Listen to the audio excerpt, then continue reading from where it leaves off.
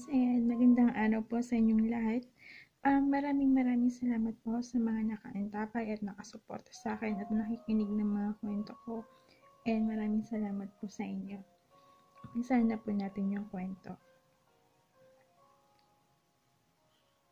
Tinapik niya ang kinauupo ang kama para palapitin si Winston. Na makaupo ang binata ay agad niyang binuklat ang album. Here's my family. Itinuro niya ang isang larawan niyang buong pamilya. Inilipat ni Winston ang tingin sa larawang nasa album na hawak ni Aina.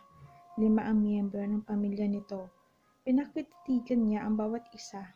Kumunot ang kanyang noo na makita ang isa sa mga lalaking naroon. Tinitigan niya ang larawan. Namumukhaan niya ang lalaki. Itinuro niya ang mukha ng lalaki. Sino to?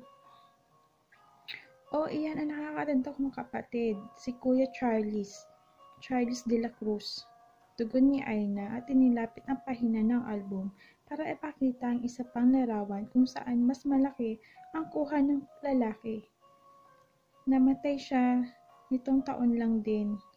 He was murdered. Pakiramdam ni Winston ay biglang nagyelo ang kanyang buong katawan habang nakatitig sa mukha ng lalaking nasa larawan. Charles de la Cruz.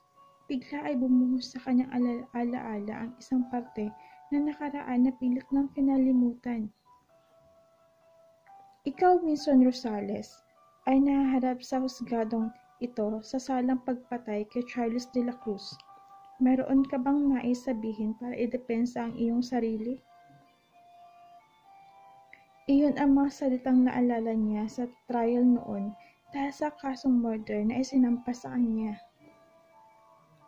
No, pilit man niyang itinatanggi, malinaw na malinaw sa kanyang alaala ang mukha ng lalaking nakita nitong patay sa warehouse ni Gregorio noon kahit na hindi niya alam ang pangalan nito. Ang lalaki sa larawan, ang lalaking iyon, si Charles de la Cruz, ang nakakatandang kapatid ni Aina. Inilipat ni Winston ang tingin sa isa pang larawan kung saan naroon ang isa pang lalaki na medyo may katandaan na. Siya ba ang ama mo? Tukoy niya sa lalaki. Tumango si Aina. Yes, that's Enrique de la Cruz.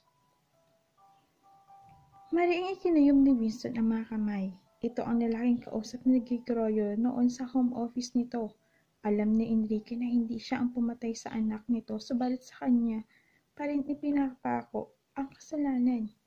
Hindi niya magawang paniwalaan ang lahat ng iyon. How could this world be so cruel?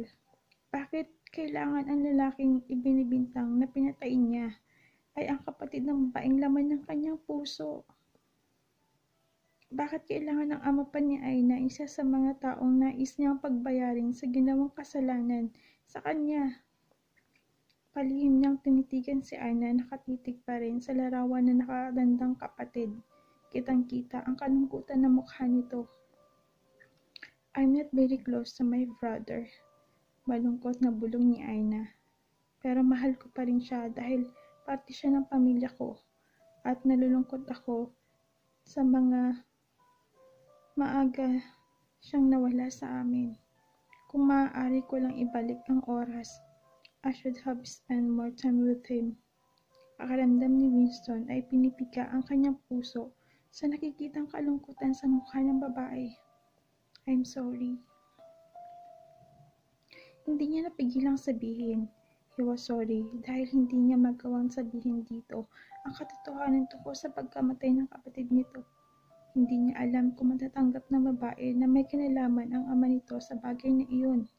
Hindi rin niya alam kung maniniwalaan ba siya ng babae. He was a murderer. Iyon ang paniniwala ng batas ngayon. At nakakatakot siya na malaman iyon ni Aina.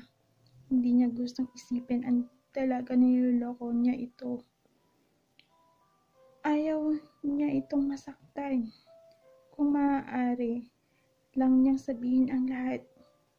Kung may lakas ng loob lang siyang magtapat ngayon. Damn it. Damn him. Inilipat ni Aina ang tingin sa kanya. Agad nagtama ang kanilang mga mata. Gusto niyang ipaabot sa dalaga ang nararamdaman. Gusto niyang ipaalam nito na wala siyang kasalanan, na hindi siya ang masama, na hindi niya ito nais masaktan kahit na kailan. Marahang itinaas ni Winston ang isang kamay at masuyong hinaplos ang pisngi ng babae. Hindi naman lumayo si Aina, sa halip na itinaas pa ang isang kamay para ipatong sa kamay niyang nasa pisngi nito. Why are you sorry? Bulong ni Aina. Wala ka namang kasalanan doon. Tumawa pa ito na mahina. Tanda ng pagbibiro lamang. Hindi nagawang pigilan ni Winston ang pagbuhos ng emosyon.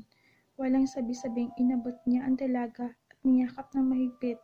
Naramdaman pa niya ang paggulat nito. Yes, wala akong kasalanan, Aina. Wala akong kasalanan sa pagkamatay ng kapatid mo, pero patawarin mo pa rin ako. I'm sorry kung ang isang katulad ko ang gumagamit sa kabaitan mo. Gusto niyang ipakita sa babae ang tunay na nararamdaman, kung gaano ito kahalaga sa kanya, sa puso at sa buhay mula pa noon. He loved her but could not tell her that. He was scared.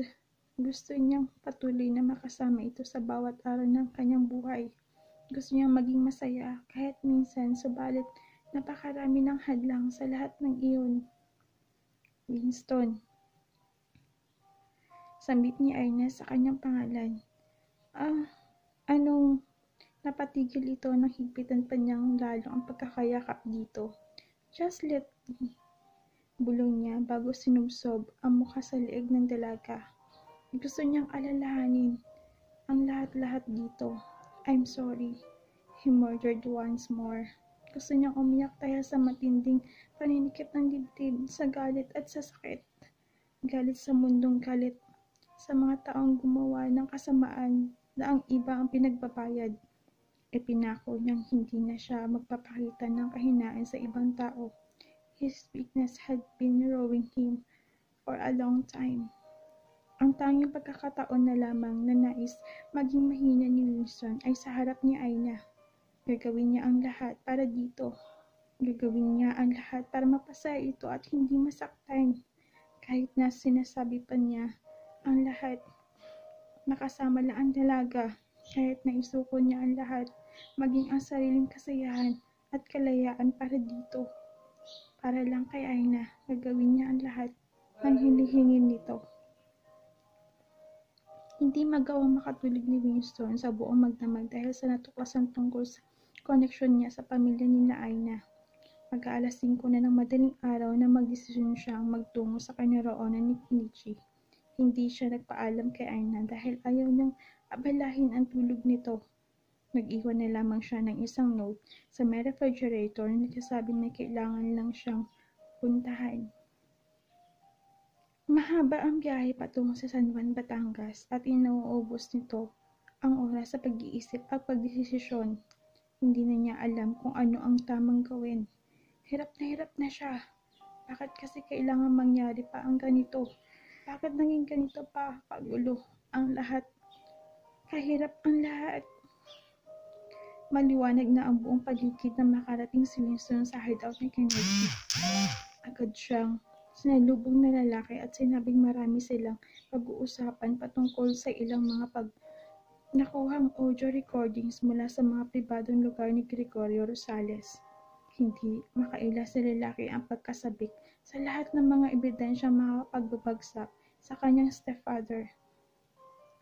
Subalit habang patuloy lamang sa pagsasalita si Kenichi, ay hindi naman iyon magawang maintindihan ni Winston. Ang kanyang isip ay naroon pa rin sa katotohanan ng isa siya sa kanyang paghigantihan ay ang ama ni Aina na kasosyo ni Gregorio sa negosyo at mga sikreto nito. Magagawa niyang alisan na naman ng isang kapamilya ang babae. Hindi niya magagawang saktan ito para lang makuha niya ang kapayapaang inaasam. Ayan, dito po natin muna tapusin yung kwento, no?